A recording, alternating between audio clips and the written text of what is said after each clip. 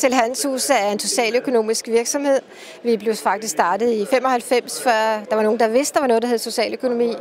Vi sælger vores ydelser til marketing inden for kundeservice, og vi uddanner mennesker med handicap, og vi går ud og sælger vores ydelser på markedsvilkår. Vi er en socialøkonomisk virksomhed, det er der måske nogen, der ikke ved, hvad er, men det er sådan, at vi har besluttet, at der skal stå i vores vedtægter, at en stor del af det overskud, vi genererer, det bruger vi til at ansætte flere mennesker med handicap. Vi har meget fokus på, at når man er en menneske, som har et handicap, bliver man ansat på de kvalifikationer, man har. Og nogle gange kan det også være de styrker, som man har været nødt til at arbejde med for at kunne klare sig på arbejdsmarkedet.